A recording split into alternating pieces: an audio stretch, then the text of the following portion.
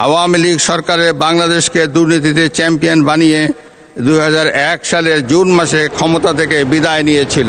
দেশে দুর্নীতি নিয়ন্ত্রণে বিএনপি সরকারের ট্র্যাক রেকর্ড রয়েছে।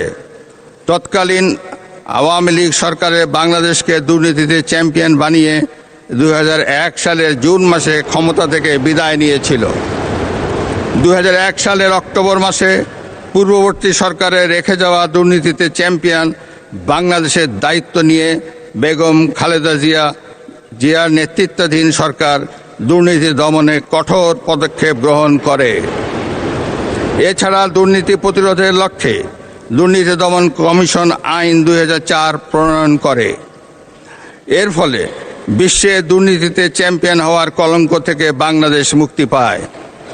2006 সালের অক্টোবর মাসে বিএনপি যখন রাষ্ট্র ক্ষমতা থেকে বিদায় নেয়, তার অনেক আগেই বিশ্বে দুর্নীতিতে চ্যাম্পিয়নের কলঙ্ক থেকে মুক্ত হয়ে বাংলাদেশ এশিয়ার ইমার্জিং টাইগার হিসাবে স্বীকৃতি পায়।